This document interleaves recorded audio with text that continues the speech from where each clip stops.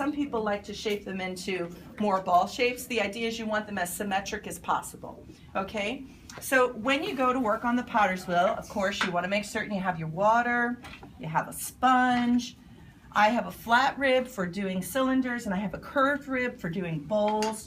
I also like these plastic scrapers. They come in handy sometimes. I like a wooden tool that I can bevel my base with. Definitely a needle tool. And a metal scraper tool for tightening and compressing your walls. I also have a couple other tools here that we're going to use, my pot lifters. And I have a set of calipers, which I'm going to show you what the purpose of these in a few minutes, okay? I like to have my bowl at least 3/4 of the way full because you end up using a lot of water, especially if you're throwing, for a while. You always want to make certain that when your power is on, you don't have any clay on your wheel because you don't want it spinning off, especially if you're trimming. Some of the wheels, as you know, have their own personalities, and sometimes they will spin a little bit even when they're off, so I'm going to try to fix most of those. But play around with the speed of your wheel first and make certain you can hold it middle, you can hold it real slow, and you can make it speed up. Okay, and do you have any lefties in the class? Okay, so you'll have to use the wheels that spin clockwise because the rest of you, if you're right-handed, you want your wheel spinning counterclockwise, okay? So just to review body language, you want that stool as close as you can get it to your wheel. You want your knees kind of wrapped around the splash pan. I try to kind of keep them at least midway. Your body is leaning over the clay. Your head is directly over the clay. Your elbows are going to be locked onto your thighs, right? And I always try to keep a connection between my two hands, okay? So I'm going to take this clay, and I have a dry wheel head, and I'm going to give it a good down, just to try to get the grip first, okay? And before I add any water to the wheel head, I want to get my hands nice and wet. I wish this were a little warmer, it's a little chilly. I'm going to have my left hand locked on my thigh on the left side, and I'm going to have my right hand on the top, and I lock my thumbs together to keep a connection. And what I'm doing is I am compressing and leaning into the clay. My whole upper body is pushing up against this clay. It's not just my hands, it's this movement. It's not this, it's this whole upper body here. Now what I'm going to do first is I'm going to cone this clay up a little bit, and this will help to soften it a little bit and to work out any extra air bubbles I may have missed. And then to cone it down, I like to just gently push it away from me and compress down simultaneously. You don't want it to collapse in on itself. You're just trying to gather the clay that's on the inside, force it to the outside. Now, you probably all have experienced that icky feeling of your hand dragging along the wheel head and feeling the grit of the sand that is in the clay.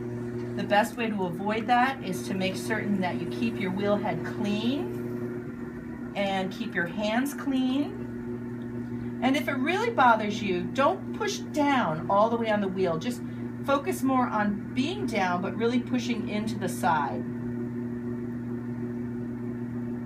I also found that I have better luck, instead of my right hand being flat, this tends to bother my wrist. I like to use the bottom of the side of my hand here, and my hands are still connected. And I'm looking over this to make sure it's as centered as can be. So when I take my hands away from it and it's spinning, you shouldn't really see any wobble. Okay, there's a little bit of unevenness on the top that I'm going to try to fix. Okay, and when you grab your hand around it when it's spinning, it should be moving evenly between your fingers. It shouldn't feel like you have any wobble going on. Hi Shannon, welcome. So this is pretty well centered. So the next thing I like to do is to determine where my opening is going to be. Because the hard part for many of you is not just keeping the outside centered, but making an opening that's centered, right? That's when things get a little crazy. So what I like to do is take my two fingers or my thumbs. Sometimes I'll start with my two thumbs, and I'll make just a little dimple in the clay, a little divot. I call this my mini swimming pool, right? I got a little dimple there. then I like to fill it with water. And that water is going to help keep the clay nice and wet as I drill into it. Now this feels like a lot of clay for me to go in with my thumbs. So what I'm going to do instead is I'm going to lock my hands. I'm going to use my index finger and my middle finger. I'm going to keep them nice and tight. Don't let them wobble. And I'm going straight down into the clay. And the idea is that you want to allow yourself to get to the point where you are no thicker than a ½ inch, but no thinner than like a ¼ of an inch, right? You can always trim it off, but it's hard once your bottoms get too thin. So looking at this, I can tell that my outside opening and my inside opening is pretty even, okay? So the next thing I'm going to do is I want to widen my bottom, right? I don't want to have a really narrow inside bottom and a thick outside, because then you'll have this really thick, chunky base. So the best way to do that is to take your 2 fingers, bring them back inside to the bottom, and I'm doing a claw method where I'm kind of pitching and pulling the clay towards my stomach, just a little bit, and that is determining the base opening. And now I slowly raise and leave it. So I just open the hole a lot more, okay? So at this point, I'm just gonna take my sponge, compress the inside bottom a little bit, make sure that there's plenty of moisture in there, and compress my top just a little bit, make sure it stays nice and even, and I've created my opening, okay? Now it's time to raise my walls. So I'm gonna keep it fairly cylindrical, and then I'll alter it into a vase-shaped form afterwards. So now, instead of keeping my hand positioning like this, I'm switching over to having my right hand on the outside, my left hand on the inside. Simultaneously, my hands are going to be squeezing and pulling up. Squeezing and pulling up. And what will happen is that your outside finger will always be a little bit lower than your inside finger, because you have to account for the thickness on the bottom of the clay there, okay? And, you know, some people like to use all of their fingers to pull up. I, again, like to use the side of my index finger. I have more control when I use the side of my hand. Have you ever seen those videos by Sin Chun Lin? He does this really acrobatic thing with his hand, and he kind of pulls this way. I can't do it that way. I don't have the right flexibility for that. So you're going to find what feels good for you, but general rule of thumb is you need to keep those hands locked. You need to keep your body over the wheel, and at this point you're also slowing down the speed, right? You don't need it super fast when you're raising your walls. And I'm going to do one gentle pull first to get the clay moving. And you may pull off a little clay with your finger. That's okay. You'll pull off less if you keep the clay nice and wet. And if you can figure out a way to hold on to the sponge when you're pulling your walls, that's a great way to gently release water as you're pulling. You'll get them down in there. I'm trying to keep a connection between my 2 hands.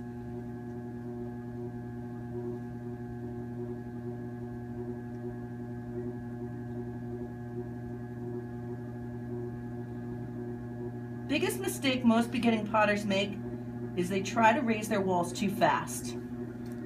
And they don't spend enough time at the base of their piece to really make certain that it's symmetrical when it's spinning. You know, they work at the bottom and then they start pulling up really quick, but you really gotta count like 5 good Mississippis when you're at the inside bottom. Now at this point, notice I can't really keep a connection between my 2 hands. So I'm going to have to kind of brace myself the best I can.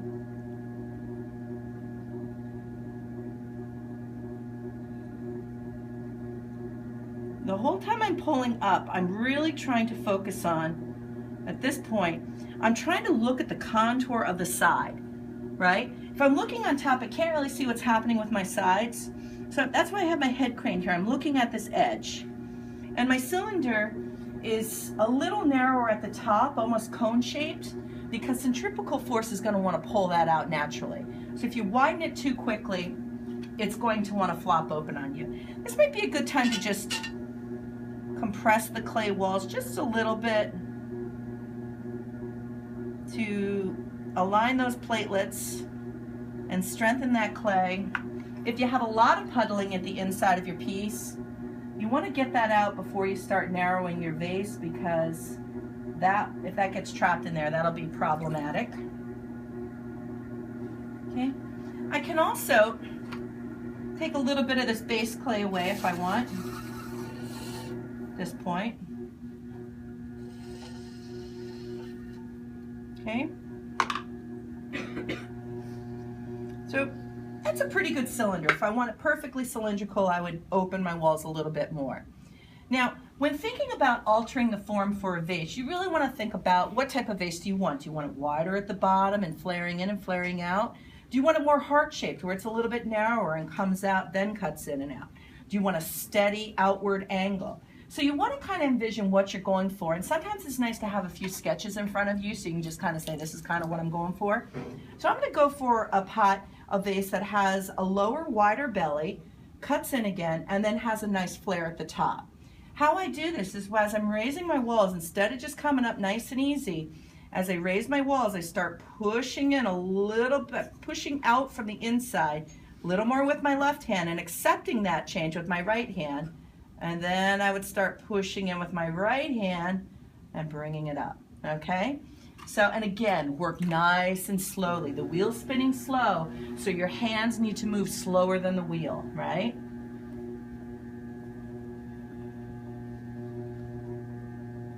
So as I'm coming up, now I'm going to start to put a little pressure from the inside. You might start to see it bulging a little bit. And you won't be able to do, you know, your vase shape in one pull. You're going to want to do it in a couple pulls. If you do it too drastically, too quick, get a little dry, I feel a little drag there, it will probably rip or collapse on you. So be patient and work the form over at least, you know, 2 or 3 or 4 or 5 good pulls. So I'm going back in. Are you raising the wall too as you're doing that, or just pushing? Slightly, Melanie, because I'm moving upward. So I'm working on compressing the clay, making my walls a little thinner. And because the walls are getting thinner, that clay needs to go somewhere, so it's moving upward. It's a good question.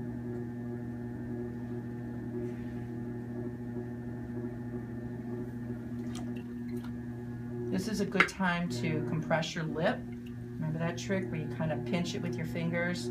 Take your finger or a sponge and just kind of compress the top a tiny bit.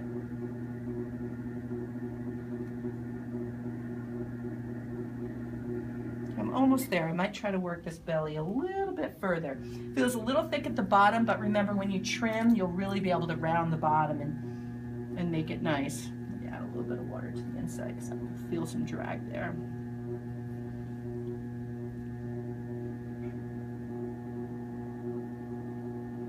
Slow and steady wins the race. Don't want to rush those walls.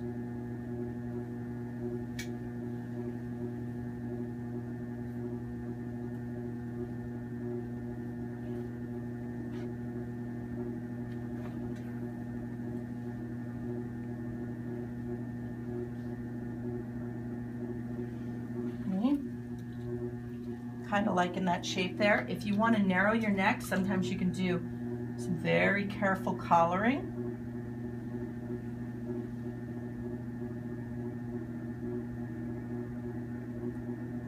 So notice how the opening may have closed up a little bit there.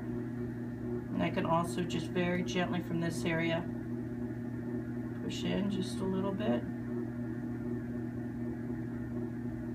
Noticing a little bit of unevenness at the top here. Trying to correct that. Okay. The other thing you want to remember as a beginning potter is when to stop, right? How many times have you started throwing something and you said, well, let me just fix this one thing, and then the whole thing collapses on you, right?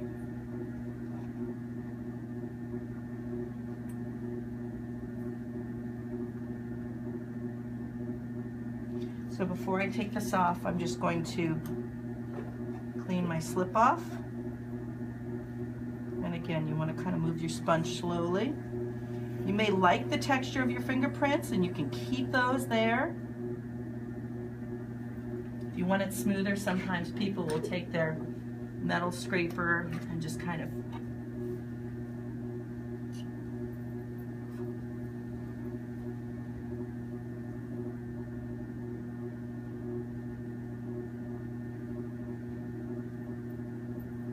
I should have had that second cup of coffee today. I can feel my hands shaking. That's not good. I switched to tea over the weekend. I always drink coffee. And I had a hankering for tea, so I had tea Saturday and Sunday. So I think my coffee this morning made me a little jittery. Okay, not bad. Okay, so what I'm gonna do now is I'm gonna cut this free. There are no puddles on the inside, really important. So I got my string tool. Wrap it up like you're getting ready to floss your teeth. Push down on your thumbs. Ooh, this looks like this one's gonna rip that knot. So I'm gonna go under, always push down. It's always scary when you see that clay buckling a little bit underneath you. Pot lifters, you wanna make sure these are nice and wet because the clay will stick to them. Okay, and if you get a board that has paint on it, like these guys, these are from an old mural, make sure you put it on the wood side, not the painted side. The clay is less prone to sticking. I'm gonna shimmy under. Try to grab onto that piece, move it around on the wheel, lift it, and